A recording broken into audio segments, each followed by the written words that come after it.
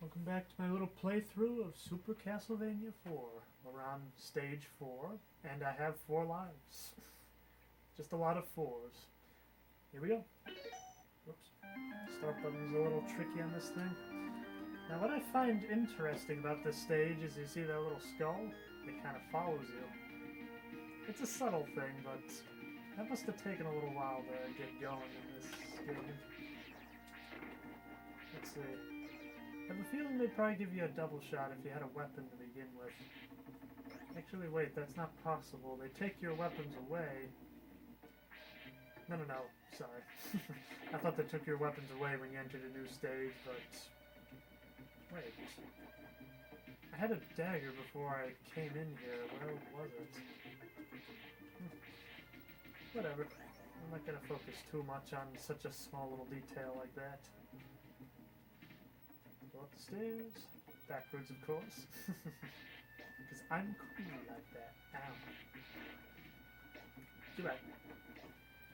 Thought there might have been something behind that wall, but maybe I'm getting it mixed up with what was downstairs. I do not want that knife. These platforms are pretty tricky, so as soon as you land on them, you have to jump immediately. Otherwise, you will fall down to your death. Hello, Skulls. Keeping an eye on me? Like I said, it's a subtle thing, but that must have taken a while to do. Now, if you didn't have the axe down there, that last 5 heart would have actually been another axe pickup. Let's see, I believe that's a dagger, or is that chicken wing? Chicken wing. That's good. Now, if you see this little alcove beneath me, there's no reason to go in there. Sure, you can do it, but there's no way to get out and live, and there's really no bonus in order to do so. So I guess it's just a nice piece of decoration. I wonder if maybe this game was intended to have bonus treasures like the originals. Well, like the first one. I'm not sure if the third one did. So the main thing about this boss is you have to be able to hit the skull and then hit the pieces that fall from the ceiling. Now what's really nice is sometimes the skull moves right above you, so you can just constantly whip upward and not have to worry about that. Alright, got it. And completely destroyed the wall in the background. Now this is where the technical aspect of the Super Nintendo really shines. In fact, in terms of 2D platformers, I do not think this kind of thing has ever been attempted since. It's interesting. The stage itself turns, so you have to adapt to the different conditions. Luckily it stops between, so you can try to figure your way through it. And as a test, I was very curious to see if that platform you could still stay on while the stage is turning, and yes, they were able to program that in there. And they also programmed the hit damage for the spikes. That was rather disappointing. Now, if you look closely, your character kind of bounces up and down while the stage is rotating like that. I have a feeling that's probably just a bug that's part of the limitations of doing that. I don't really know too much about the tech aspects of most of these games, but I kind of catch a few things here and there. I think that's what the Super Nintendo refers to as Mode 7, is the idea of being able to manipulate the backgrounds like this. But if that is Mode 7, I'm very curious as to what Modes 1 through 6 are. Now notice that you don't have a lot of room here, so they have to wait for the platforms to come to you. There we go. And now on to probably one of the more technically impressive levels. Now that one was impressive in the idea that the stage rotated, but here, it rotates the other way. But you can really see the limitations every so often as this stage lags like crazy. But all the same though, this is pretty impressive. Now what's interesting is that you can pretty much stay here all day. The platforms only disappear once you have it touch the end of the screen. So for example, this last one, have it touch the bar, and there it goes. So it just seems like there's a bit of a rush, but there really isn't. And I think part of it is also the fast music, which makes you want to go faster as well.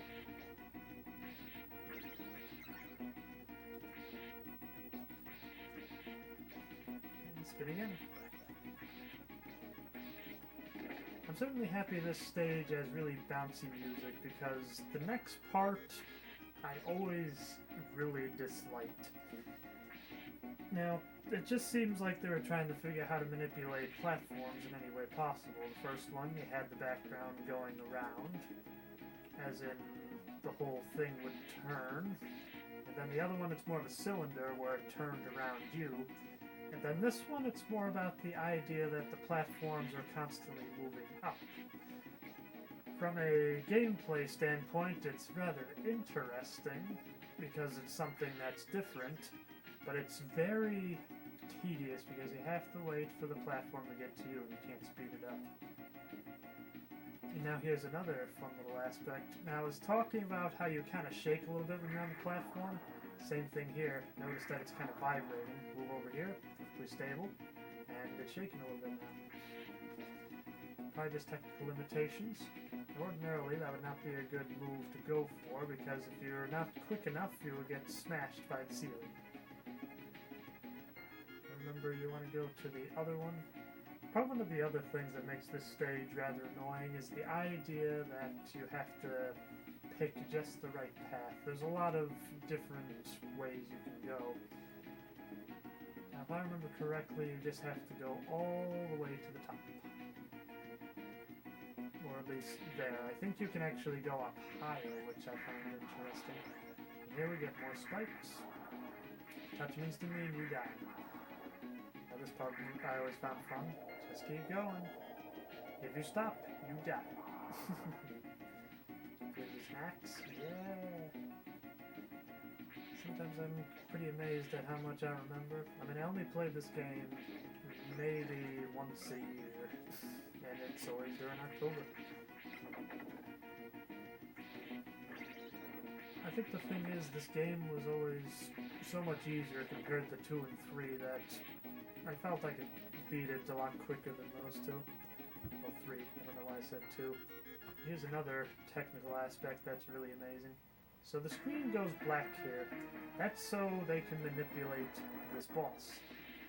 I guess they can manipulate the sprite to get bigger or smaller, but it can only be done if it was on a solid background. And that's why you fight in an all-black stage here. In fact, that's kind of interesting, is the idea that the boss shrinks on you. But this is where the Super Nintendo really takes over. I don't think the Genesis could handle this kind of stuff. And go! About the fisticuffs pose. I had a hard time trying to explain that one. Oh well. Stage 5.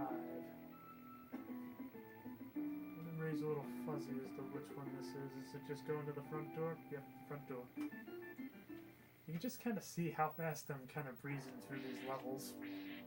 And I feel like in the original Castlevania, I'd probably only be on, well, maybe about level 5 at this point. It's hard to say. I think the NES game had a lot bigger levels than this one does. I'm not saying that it's a bad thing. I mean, the levels get a lot longer later on in this game. Like I said, the Frankenstein stage. All in good time. I have no idea what in the world this carpeting is supposed to be. I know it's not water because it's not moving anyway. I know it's a harpy. I think it's a harpy anyway. I'm not sure what else would be carrying hunchbacks. In fact, I'm trying to make sure I got my mythology right. Alright, yeah. The harpy is the one that's a vulture, but it has the face and the features of a woman, I believe. I wanted to make sure I wasn't getting that mixed up with some other mythical creature. That was the opposite, where it was the body of a vulture, but that's the same thing. Yeah, whatever. I always liked it when the skeletons started to carry their own whips. It was as if Dracula was saying, hey, it works for him, why don't you try it? But in essence, in terms of the range they have, they're kind of the same thing as the skeletons with the swords, except they only take 2 hits as opposed to 3. Or would it be opposed to 3? Whatever. I always find it annoying that they don't really give you that much time on this stage. I mean, you only have like another 60 seconds. Usually you have like maybe 200 by this point. And it's Dracula's front door. You think this would be a lot more monumentous to be able to walk right in like that. And now we are in Dracula's castle. Now usually when I'm playing this game, to fulfill my little tradition, I don't like to go this far in a single day. But as it is, I've already gotten to the, trying to remember, the Castlevania 2 stage today, so I feel like I can play through this again. It's a really good game. I don't mind doing it again. Get some heart.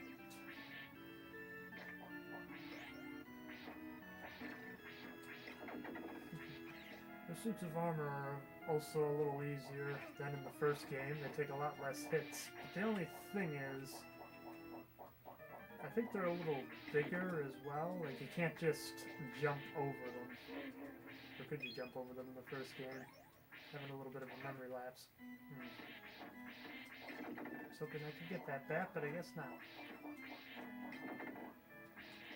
You got it. I kind of thought there was an axe somewhere here for some reason. And once again, you'll notice that it's a black background which flashes red every so often. I think this is so it can manipulate the chandelier like it is. Now this chandelier stage is where you really start to appreciate how much more refined the controls are in this game. Now with the other Castlevania games, the jumping controls are really picky. Probably the best way to describe it is if you play any of the Mario games, if you jump, you can turn left and right while you're in midair. In the original Castlevania games, once you jump, that's it. If you jump straight up, you gotta wait for that jump to complete before you can jump again. And if you jump to the side, you have to wait for that jump to complete before you can do it again. But here you'll notice that I'm able to twist back and forth. That is something that was not in the original 3 games, and it's times like that I kind of wish somebody could have taken, say, Castlevania 4, the source, the engine, so to speak, and poured over the other games to it.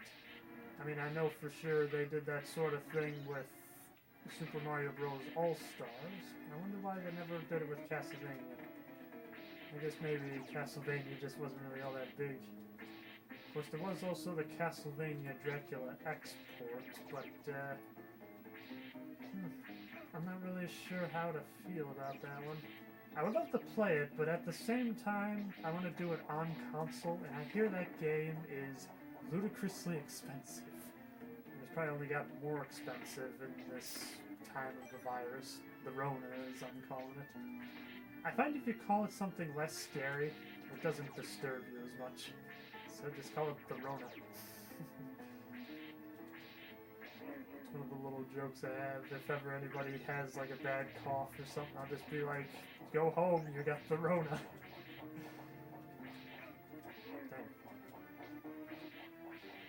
I guess that's one other thing I haven't mentioned yet. I'm kind of surprised I haven't. Is another great thing about this game is how you can whip in 8 different directions, just like you can shoot the gun in Contra.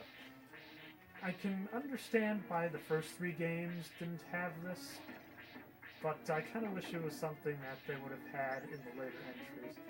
From what I hear, Castlevania Dracula X basically took all the progress that this game made and started all over again by going back to square one. You got the stiff controls again, you got the whip, and probably one of the other biggest things about this game is if you want to throw a weapon, you just push the L or R button. I think it's L. Okay, just the R button. Which is a lot easier than in the original games where you have to push up and the whip button. So in this game, because of the control scheme, you can whip and throw a weapon, which is really useful. Hopefully I can survive the coffin dance. Yeah. No! That's supposed to go in the pit. It burns! Oh well. I guess that's one of the problems I have with me trying to do this higher pitched voice thing. I can't do my Ganon impression as well anymore. Well, I can, it's just I kind of want to keep up in this higher registry. Now, I always hate how the candles hit you on the side like that. Die, banshees. Or at least I would think they're banshees. It's always the thing. I always thought like a ghost, for the most part, was like the male version, and a banshee was the female version. So now I'm just imagining all the other gender spectrums for ghosts. Yeah, let's be honest, it'd probably be a lot easier for a ghost to transition than a living person. Subjects you never thought would be brought up on this channel. Subjects I never thought I'd bring up on this channel. That's another thing I like about having another person as well, is they can keep you on track. So that when you start going to the odd conversations, they can be like, okay, maybe let's go somewhere else. Get the zombie butlers out of the way. But maybe there's also ghosts. They do fade away. Alright, I'm pretty sure I'm going to survive the coffin dance this time. Good. That's usually what happens. The chicken wing. Okay, the chicken wing's over here. Yeah. There we go. I guess maybe that's another topic I can bring up, is the chicken wing. It's kind of a fun invention because before chicken wings were invented, they were just kind of something that the butcher would throw out. It'd be a very cheap and inexpensive meat. So some guy had the genius idea, hey, why throw out this really cheap meat when we could just season it? And, well, now there's a shortage of chicken wings. I remember hearing there was a very similar instance when it came to gasoline as well. Like, I believe a byproduct of making kerosene is gasoline, which up until the internal combustion engine was invented was basically worthless. So I want to say it was Andrew Carnegie would basically go around to a lot of kerosene plants, and he would say, you know, I can probably do something with this gasoline. So he just bought it up real cheap because, well, they wanted to be rid of it. And hey, everybody really benefited from it because the people that had the gasoline were out of their, what's the word I'm trying to think of, worthless stock. And the guy I mentioned earlier, did I say J.P. Morgan before? Was it? Okay, so Carnegie, I remember he invented steel, or at least the Bessemer process. Maybe I should stop with this whole historical accuracies thing. Got him. Enough of your dating, you make me feel awkward. I'm kidding. I find it weird that these tables are enemies, so if you jump on them, not only will they hurt you, but then they will jump after you. And there's one up here. Not much of a reason, but it makes me feel happy getting it. Chicken wing. And now, we gotta take care of the big couple.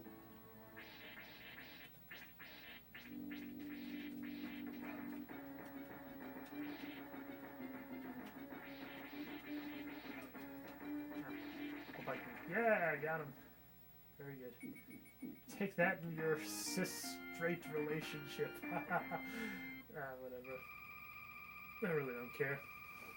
Whether I say gay, straight, love who you love, just as long as they're over 18 and human. And if you're a man, I don't really swing that way.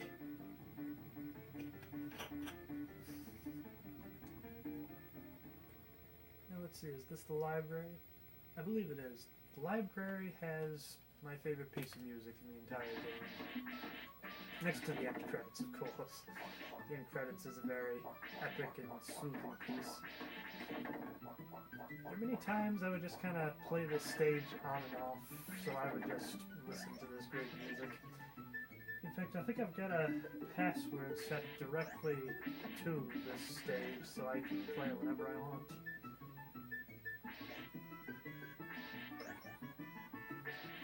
I think I'll just let the music take over. I don't really have a whole lot to say.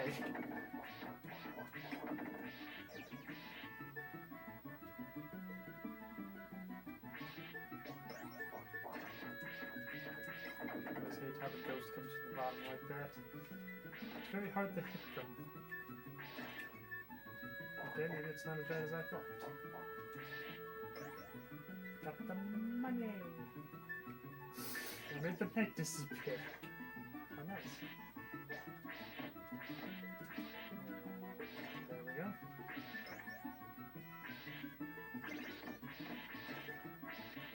Could be me, but I was always under the opinion that this cross was the best weapon in the game. Let's see if I can get them to disappear. Haha! Nope. Nope. They're not really as inconvenient here as they are in Castlevania 1 or 3. Castlevania 1, those enemies are really difficult because of the hallway leading to the Grim Reaper. There's a lot of them, and you have to dodge both their axes as well as a whole bunch of Medusa heads. It's very annoying, and you gotta find just the right pattern to keep going through, otherwise you will take a lot of hits. I just jumped, didn't I? Oh well. Goodbye, knights. Goodbye, knight. Okay, I guess they're not going away. These floating books. Ooh.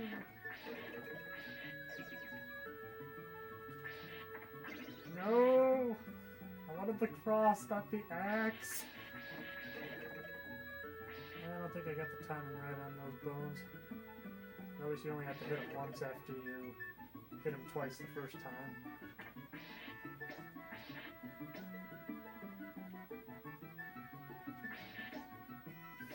Just gotta get the old hag here. Now the interesting thing is you'll notice the animation plays, but if you hit it just right, you can get it to stop. Ah! This different looks like she's saying boulder. Good. I forgot if that was the pork chop or if that was the double shot.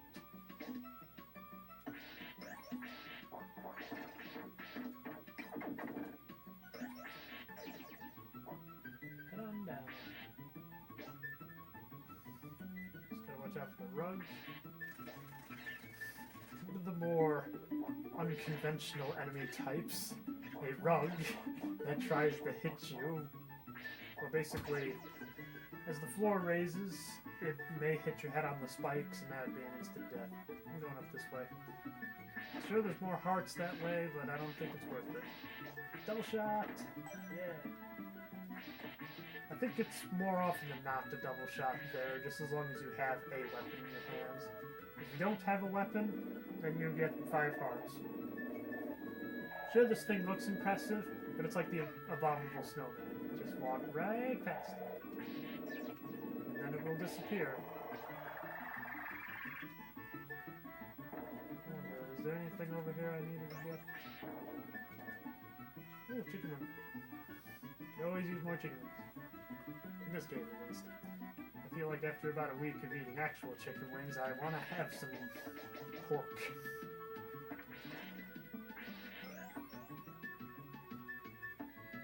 Just gotta watch out for the rug. Now, unless you're crouched there, it'll kill you instantly. Luckily, I think it only does that once. It's interesting, I was just playing this stage as well as the next one earlier today. But I figured, why not record this, get a little more content on the channel. Ow. And plus, it's October. Might as well have a little fun with it. That's one of the things I like about Halloween compared to some of the other holidays that happen.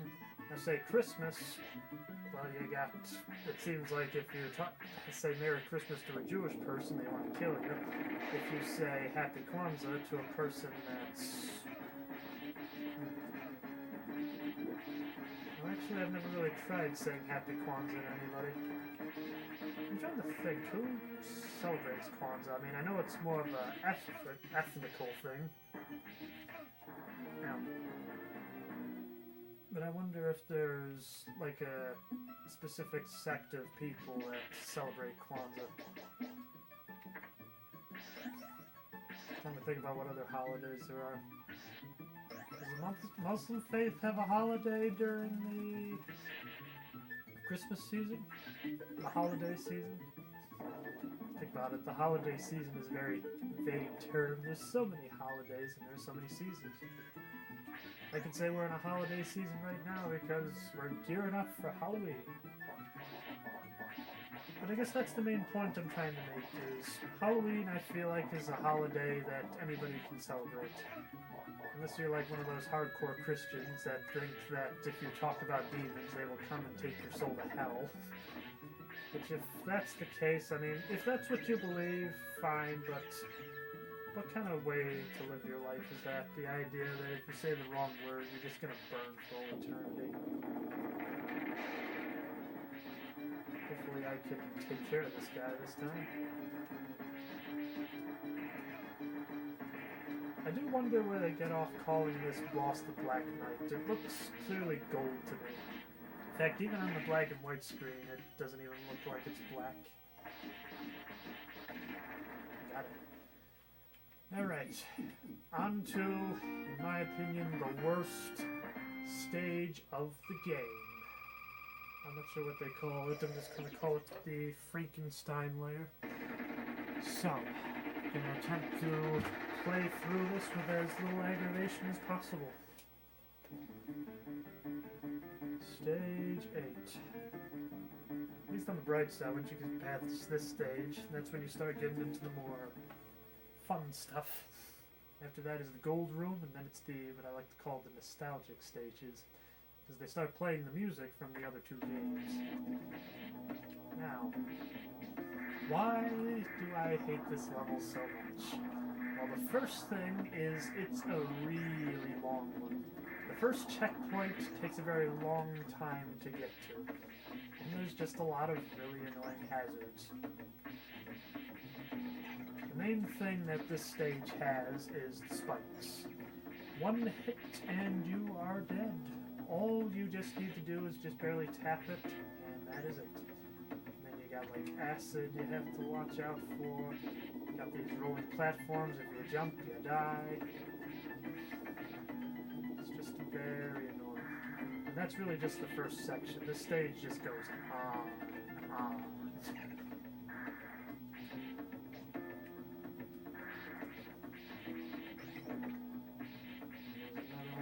Crying ghosts. I don't know how else to describe it. Now, I do not want to do acid. I've played enough Atari 2600 games to experience what that's like without actually doing it. I think acid is the one that causes a lot of colors. There's that magic mushrooms. I don't know, if anybody actually has done either of those, feel free to correct me.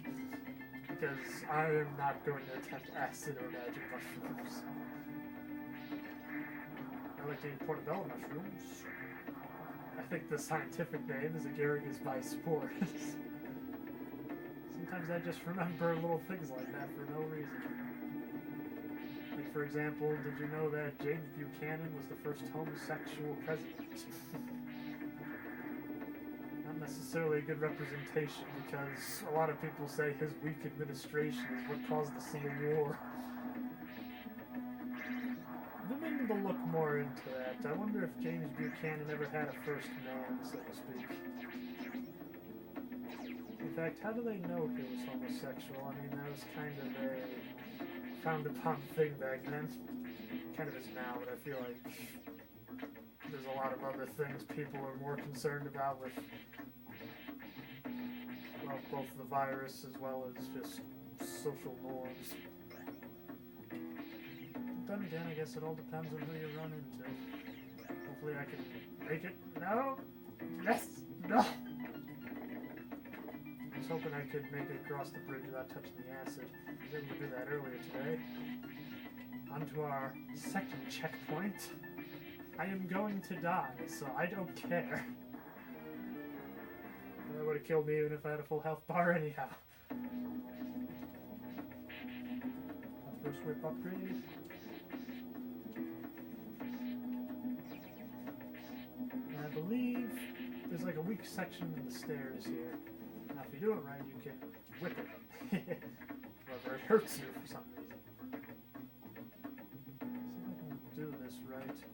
I forget what's the best path to take. Oh, I guess it's that one. Going down.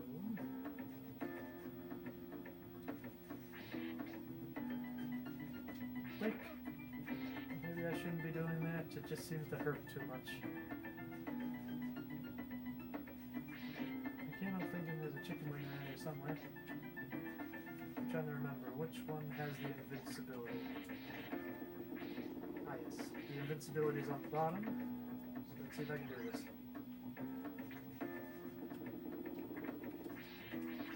Got the weapon. And I got it before the spike thing hit me. I don't think there's another weeping ghost. There it is. Yeah. Now, above me, I believe, is a knife. I do not want that. The cross, I say, is the best weapon of the game, and I like to try to keep it as long as I can. Holy water, I'd say, is second. Now, unless you don't hold the crouch button, you will die instantly. In fact, this is another thing you couldn't do in the other previous entries. Whenever you held the down key, you could not move. You could turn left or right, but that's about it. Alright, here's the section I've yet to figure out. Every year I play this game. So it's a bit of a question. You got lucky there. Alright, Frankenstein, I'm gonna get you. Oh wait, Frankenstein's monster, yes. Because it's made by Dr. Frankenstein. That much of the book too far because, in all honesty, it scared me too much. But hey, I guess Mary Shelley did a good job there. Like, that's probably one of the crazy things about Mary Shelley is, well, two things. They say the story about Frankenstein is that it was born out of a contest to see who could tell the scariest story. She was like 16 at the time when she told Frankenstein, and she just completely destroyed the room. In fact, offhand, I think it was a little bit of a joke. Being the 1800s, it was a group of men, and they were just like, oh, I think this woman can come up with a scarier story than any of you can. And she did.